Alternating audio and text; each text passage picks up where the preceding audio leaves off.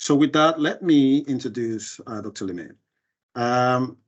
She's a research fellow with the Niagara Community Observatory and also an adjunct professor in the Environmental Sustainability Research Center here at Brock University. Her research focuses on the social dimensions of agricultural innovation related to the acceptance, adoption, and mobilization of knowledge. Ladies and gentlemen, Amy Lemay. Amy. Thanks, Charles. Hi, everyone, and welcome back to everyone who's been with us for the day, and welcome to those of you who are just joining. We're the cleanup group, last session of the day, and thanks for those of you who've stuck it out for the whole day. We really appreciate your interest in our research, and thanks for taking the time. So what I want to do is just start with a little bit of a brief overview of this project, which started in July of 2020, and then I'm going to hand it over to my brilliant team of research assistants to present the findings of the different parts of the project. And then what I'm going to do is provide time after each presentation for questions rather than waiting to the end, because each of the pieces are so different. I think it warrants having a separate question and answer session. So to get started, I'm going to just give you a little bit of context for the project. It falls under OMAFRA's Sustainable Production Systems Research Priority, and it focuses on the analysis of BMP adoption.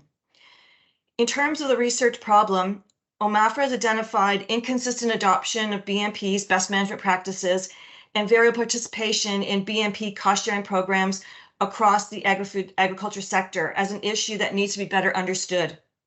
OMAFRA is looking for new knowledge and evidence for understanding the barriers to the broader adoption and uptake of BMPs and recommendations for program and policy design and recommendation and reform. This project in particular focused on the barriers to knowledge translation and transfer, or KTT, which is a critical but understudied factor in the adoption of BMPs. In addition to the recommendations for policy and program design related to enhancing the adoption of BMPs, this project has produced critical empirical knowledge and understanding of agricultural knowledge translation and transfer, AG KTT. Few of the current KTT models and frameworks that are being used in agriculture take into account the additional challenges of AG KT, since most have been developed for social science or social services sectors such as healthcare and education. The efficacy and effectiveness of many KTT strategies, methods, and tools currently being used have not been tested or validated for application in agriculture. So this highlights the need for research like this and the development of agriculture KTT framework that will provide an evidence-based approach for doing agricultural KTT. The project had 4 objectives. The overarching goal was to identify and evaluate the barriers to KTT that impede the adoption of BMPs in Ontario's horticulture sector, and to recommend KTT strategies and approaches for overcoming those barriers. And as I mentioned, we have 4 objectives. First was to determine the extent of BMP adoption by the Ontario horticulture sector. Second, to develop a profile of the information-seeking behaviors of knowledge users, which we identify as farmers and intermediaries, including how they access and use different sources and types of information, and the barriers they face in finding, accessing, and using information about BMPs.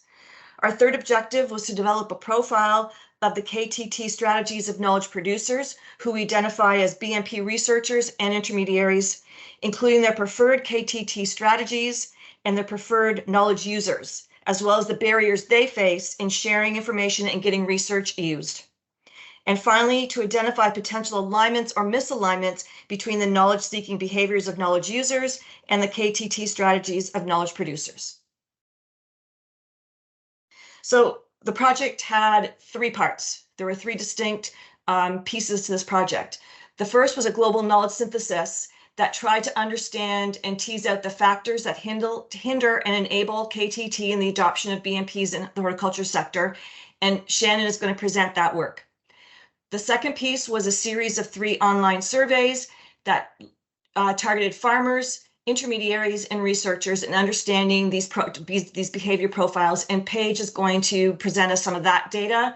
And finally, we were looking at a Niagara case study that looked at the role of knowledge translation and transfer, KTT, in the adoption of grapevine virus integrated pest management.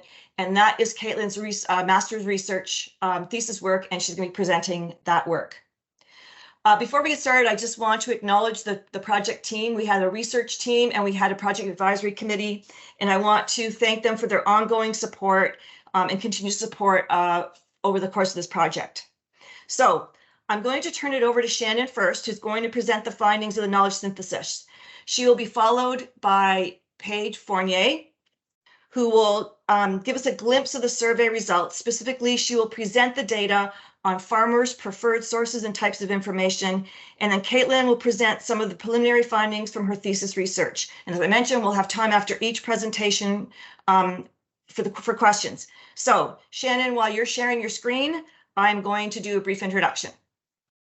So Shannon Rusgies is a Master's of Sustainability of Science student in the Environmental Sustainability Research Center here at Brock. She defended her thesis in October of 2022, which looked at the relationship between Gen Z and sustainable diets. Shannon has a BA in psychology from Brock. Go ahead, Shannon.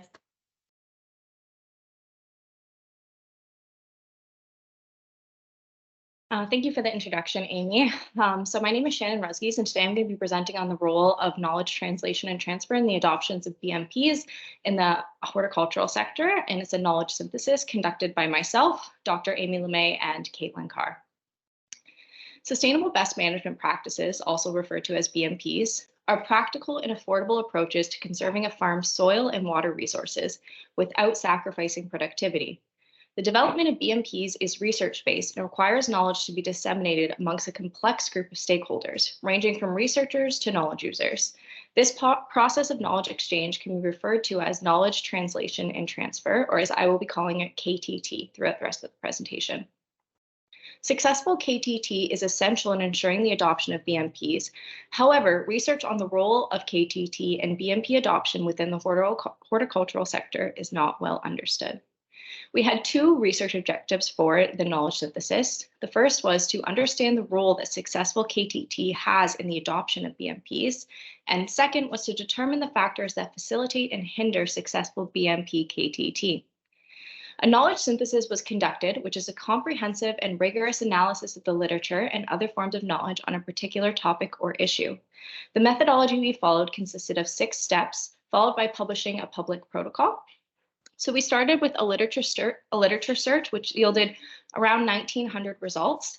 After that, when duplicates were removed, and we performed a title and abstract screening, which yielded around 1,400 results. From there, we went into a full text screening of 132 papers.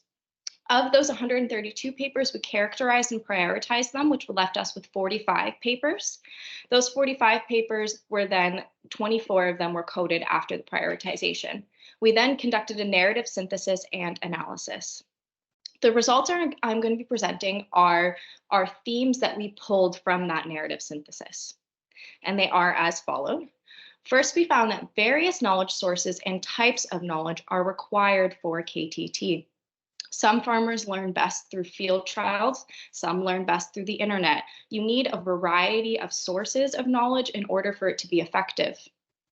We also found that uncertainty, risk, and complexity hinder KTT. When BMPs are more complex, come with more risks, and the outcomes and benefits of those BMPs are more uncertain, they hinder our ability to transfer them into knowledge. We also found that the role of intermediaries is essential for KTT of BMPs, as they play a middle role in between the research and the end users. We found also that growers' needs must be at the forefront of BMP research and KTT efforts. We also found that effective KTT of BMP requires understanding and trust among stakeholders. And leading into that, communication and collaboration among stakeholders are key for successful KTT of BMPs. So we need to build structures of communication and collaboration that are built on understanding and trust amongst all groups ranging from researchers, intermediaries, and end users or farmers. Next, we found that horticultural KTT is hindered by a lack of sorry. Sorry, can everyone see my screen? Horticultural KTT is hindered by a lack of specialized personnel and ongoing support for growers, which leads into the next point that KTT must facilitate learning and adaptation, and social learning is a crucial component of the process. The adoption of BMPs is not one simple step in which farmers go from not adopting a BMP to adopting a BMP. It is a continuous process of learning and adapting to their changes that required for the BMP. This requires specialized and ongoing support, meaning that farmers need information that is relevant to their operations, to their soil types, the crops they are growing, and they need support that is available when they have questions. Therefore, successful KTT must facilitate learning and adaptation, and social learning is a crucial component of this process. And when I say social learning, I'm meaning farmers who learn from other farmers. When farmers see other farmers engaging in BMPs, they use this as markers for their own engagement. So together, I'm going to tie together these three and bring three important recommendations. So the first is really highlighting the importance of social learning, trust, and collaboration. Like I was saying, farmers learn from other farmers. However, they also learn information from intermediaries and researchers. Building a network that is built on trust and collaboration that integrates all three of these levels is extremely important in successful KTT. Simplicity and specialization are crucial components of KTT. As I was saying before, when BMPs are simple, they are easier for farmers to adopt. And finally, an ongoing commitment to learning. I actually can't really see that slide there, but it's saying that there's an ongoing commitment to learning that is essential and starts with intermediaries. So overall, together, these are the results of our knowledge synthesis. And if anyone has any questions, just let me know.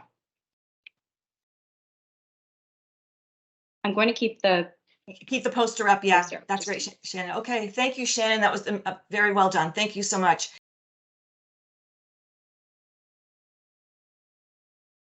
As I mentioned, Paige is going to present the results, part of the results from the survey. So I mentioned we had 3 surveys: farmers, intermediaries, and researchers. And Paige is going to share with us some of the results from the farmers' preferred sources and types of information about BMPs. Just before I introduce Paige, I want to mention that the results from these 3 surveys are going to be reported in a series of briefing notes. We've got about 10 briefing notes that we're working on right now to report on the results from the 3 different surveys. We felt that that was a better way of presenting the results than trying to pull everything together. The 3 surveys resulted in such a rich source of data. It's going to take us, we could spend years going through that data. So we're putting together a series of 10 briefing notes right now on the data. So Paige is a first-year Master's of Arts student in geography at Brock. Her research interests are in regional transportation planning, and Paige has a BA in Brock, BA in geography from Brock. So go ahead, Paige.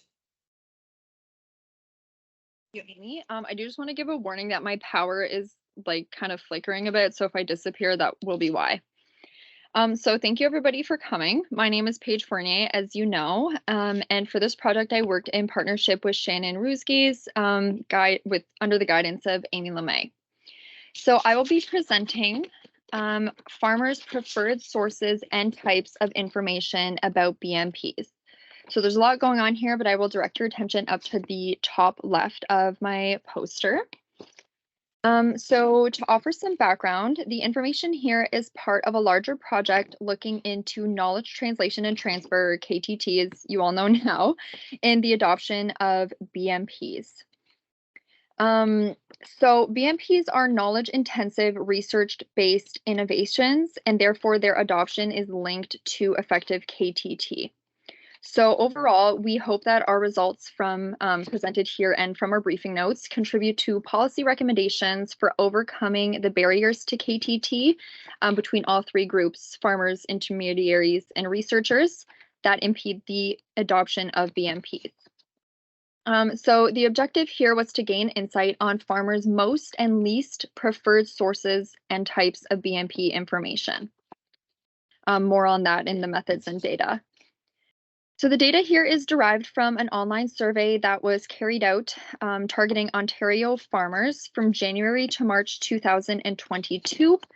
41 farmers provided responses used in this analysis, in which they were asked about their interactions with a variety of sources and types of information pertaining to BMPs.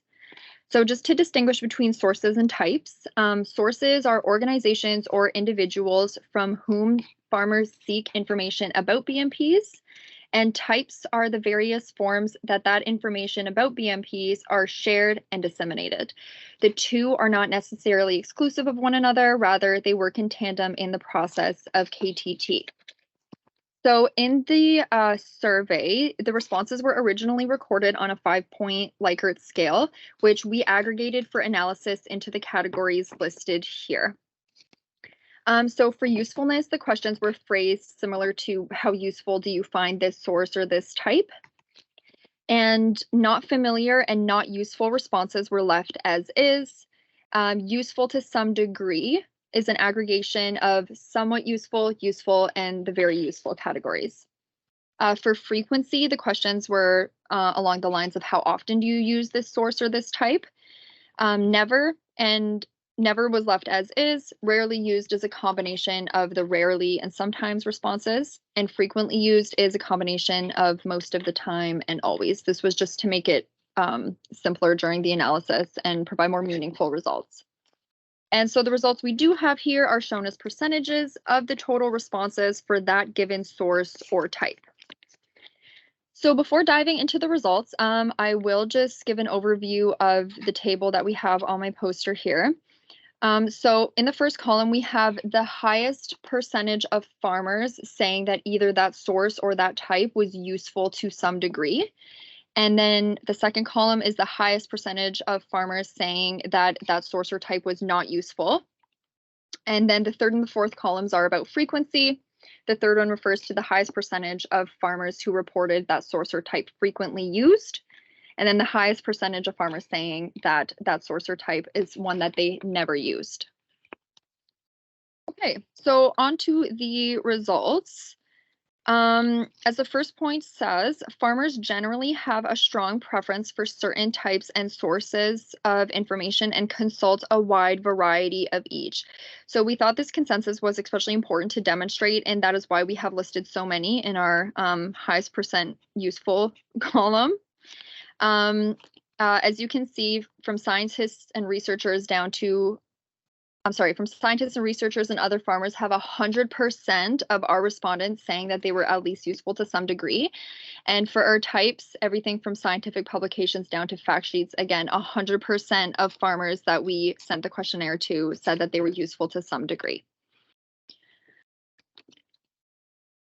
Okay, and you can see that especially in the types, there is a wide variety of types through which farmers are getting their information. The difference between scientific publications are, on paper, but they also find more hands-on things like field tours and farm visits and webinars to be useful as well.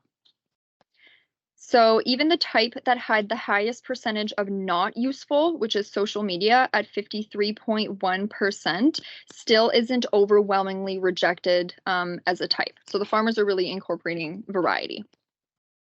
So for frequency, there doesn't appear to be a source or type of information that farmers collectively use on a frequent basis. When we compare them to the consensus for usefulness, websites are the type with the highest percentage of frequently used at 60.5%, and other farmers are the source with the highest percent of frequently used responses at 52.5%. So that brings us, so just to summarize the sources and types here, they can be thought of as key pathways for delivering BMP knowledge to farmers. So if you want to get knowledge to farmers, this is what we found would be useful to getting it to them. So the relationship between farmers, scientists, and intermediaries, which were the three groups that we did send surveys to, farmers found that 100% 100% of farmers found that scientists and researchers were useful, that other farmers were useful, and 88.2% found that OMAFRA production specialists and advisors were useful. So that covers the 3 groups that we were sending the surveys to. And they also found that scientific publications were very useful. So with this, it is worth thinking about the engagement between the stakeholders involved in agricultural research and the nature of agricultural research as well. So we did find some discrepancies in our data that bring up questions that may be worth further research. So firstly, why are media reporters not useful, yet the types of information that they produce are? So there's a disconnect between the usefulness of journalists and media reporters as a source, with around 40% saying that they were not useful, yet farm magazines and newspapers as a type had 97.2% saying that they were useful to some degree.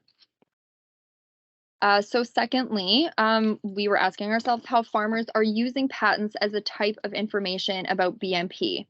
So around 90% said that they never use them for information when it comes to frequency.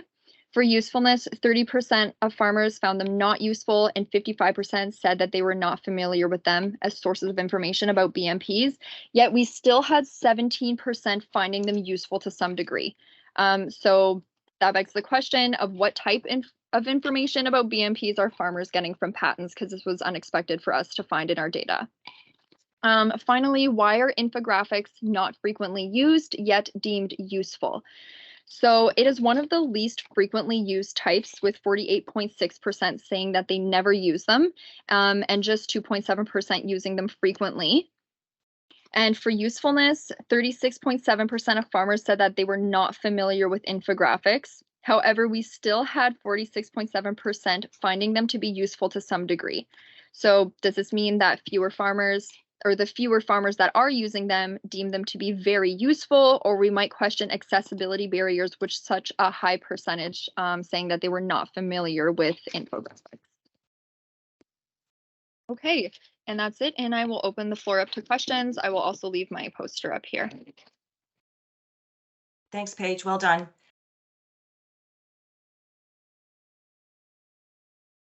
Let's move on to Caitlin's work, and I'll just introduce Caitlin while she's sharing her poster.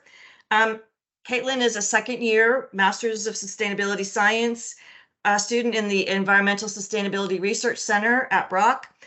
She has a Bachelor's of Bioresource Management from the University of Guelph, and you're about to learn about her research interests and her focus of her research as her master's thesis project. Go ahead, Caitlin. Great. Hi, everyone. I'm Caitlin, and as Amy said, I'm presenting to you my thesis research, and it is looking at the process of sharing knowledge about integrated pest management, or IPM, for grapevine viruses in Niagara. So really diving into that process of knowledge mobilization. So to begin, I'm going to provide a little introduction to the problem that I'm addressing and the context of my research. So sustainable agricultural practices require growers to have access to the latest and most relevant research to inform their management decisions. Ensuring research findings are effectively shared, understood, and used by growers can be challenging. This is often referred to as the research to action gap, which you can see in figure 1 there, which just demonstrates that research provides new knowledge. However, mobilizing this knowledge into action is often difficult. Closing this gap is key to widespread adoption of sustainable practices, and knowledge mobilization can be a great tool for doing this. So knowledge mobilization is the process of producing, sharing or disseminating, and adopting or using knowledge. Very little research focuses on knowledge mobilization in agricultural systems, with even less looking at the grape and wine industry. This is what my research is focusing on. In Canada, vineyards are battling widespread viral outbreaks, which are impacting the health of grapevines and the quality of grapes. In figure 2 there, you can see a photo of a vine that's been infected with grapevine red blotch. Canadian research on these viruses has expanded over the last decade, and findings have been translated into practices that are now used by grape growers. So this is a good example of closing that research to action gap, and it's made for an ideal case study for exploring knowledge mobilization in agriculture. Understanding this process is valuable as new grapevine viruses emerge and further research is conducted that will need to be mobilized to growers. And then in addition to that, this research is going to help build the agricultural knowledge mobilization and research to action gap literature, which is currently lacking. So the overall objective of my research is to explore the role of knowledge mobilization in the adoption of IPM for grapevine viruses in Niagara, Ontario. A qualitative approach implementing a scoping review in my first study and observations and interviews in my second study was used. So for the first study, we looked specifically at the knowledge production stage. We used a review to examine the knowledge produced, summarize the findings, and identify gaps in the literature. And we published a protocol outlining the steps of our review to the Open Science Framework prior to beginning our review. We focused on articles published between 2010 and 2022 in Canada and the United States that studied grapevine viruses, their insect vectors, and management strategies. The steps of this review can be seen in Figure 3 there. The second study really dove into each stage of knowledge mobilization by observing and interviewing various knowledge producers, intermediaries, and grape growers. Here, I identified factors supporting knowledge mobilization in Niagara and areas where improvements could be made to enhance knowledge mobilization. Observations were used to explore how research findings were shared through conferences, grower meetings, farm tours, and scouting, while interviews were used to discuss individuals' experiences and approaches to producing, sharing, and accessing knowledge. So moving on to some preliminary findings of my research. In the table at the bottom here, you can see the 3 stages of knowledge mobilization and various factors that either facilitated or hindered each stage, with the last row just highlighting some implications of these findings. So starting with the knowledge production stage and factors facilitating this stage, the scoping review that we conducted showed that Canadian publications have grown by 600% in the last decade, and that almost 50% of the articles focused on genomics, demonstrating a better understanding of the viruses themselves. Through discussions with researchers, it was clear that collaboration with researchers from other growing regions was really important for informing Niagara researchers. And as well, researchers were working with industry organizations to identify research initiatives that would benefit the industry and help address growers' challenges. Looking at some factors hindering knowledge production, growers stated that they needed more research on identifying the insects that vector the viruses and additional management strategies. This is becoming more apparent in the literature, but right now it's a work in progress. Another barrier is how resource and time-consuming research is. So this demonstrates that more funding and government support could be beneficial for producing more knowledge on this topic. Finally, researchers, intermediaries, and growers all discuss the challenges of Niagara's climate differing from other growing regions and the need for more locally specific knowledge on grapevine viruses. So the findings from this stage highlight that Canadian research is expanding and becoming a fundamental contributor to the literature. They also identify areas for future research, so that locally specific research and research on vectors and management strategies. And then finally, these findings support further funding to continue knowledge production on IPM for grapevine viruses. So moving on to the knowledge dissemination stage, it was concluded that using various sources and types of knowledge, such as conferences, workshops, and information leaflets, help to facilitate knowledge mobilization. Growers often use resources provided to them by industry organizations as they were seen as trustworthy sources, but each grower that I interviewed had additional sources that differed from one another. Many individuals elaborated on their relationships with other stakeholders being key for disseminating knowledge. And so these long-term relationships built on trust help to facilitate the flow of knowledge to growers. And additionally, the blurred line between the role of a researcher and intermediary by many of the Niagara researchers was beneficial as it helped share the responsibility of knowledge mobilization, as well as increasing the availability of advisory personnel for growers to connect with. A few factors that seemed to hinder the dissemination of knowledge included that some growers felt the research provided to them was stale and had been shared over and over again, resulting in them having to educate themselves. And some growers also felt that those who were trusting the knowledge with them or those who were sharing the knowledge with them were not trustworthy. It was mentioned by some researchers or intermediaries that they felt growers were provided with adequate knowledge on IPM and virus management, but that it was the growers' mindsets that were holding them back from adopting these practices. So this is really showing us a misalignment between some of the stakeholder groups as they had differing opinions on that topic. Finally, over the last few decades, many advisory services in Ontario have become privatized or eliminated altogether, which has created a hurdle in getting knowledge to growers efficiently. So the findings show us that future knowledge mobilization efforts should incorporate various knowledge sources and types, as well as using sources deemed trustworthy by growers. The relationship and connection among stakeholders seems to be a major influence on knowledge mobilization in agricultural systems, and this could be an important avenue for future research. And lastly, access to free or affordable advisory services with additional personnel would be making knowledge mobilization more successful. On to the final stage of knowledge mobilization, so the knowledge action stage. It was clear that growers had been made aware of the severity of these viruses, and they were willing to learn and change their practices. Growers agreed that strategies such as sprays and roguing, which is the removal of infected vines, did help to manage the viruses and vector populations. However, growers, and especially organic growers, were looking for further management strategies. Growers also stated that the small, tight-knit grower community influenced their adoption as it brought them together to converse about IPM and talk about the successes and challenges that they've faced.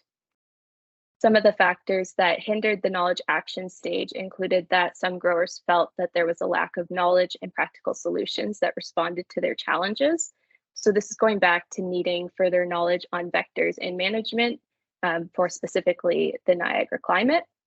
Additionally, if growers are not adversely affected by the viruses, there's a lack of incentive or reward to adopt the practices suggested. And unfortunately, even if growers do follow all of the guidelines, their vines can still acquire the virus through unidentified vectors or neighboring vineyards that are following different management strategies.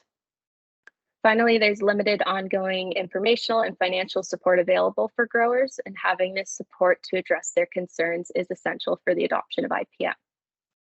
So the findings for this stage show that research is leading to growers gaining a better understanding and changing their management practices, and further research should ensure that challenges faced by growers are answered.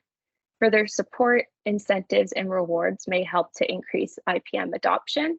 And lastly, a cohesive grower community is important for agricultural knowledge mobilization, and differing opinions in management might be able to be addressed through additional knowledge mobilization efforts.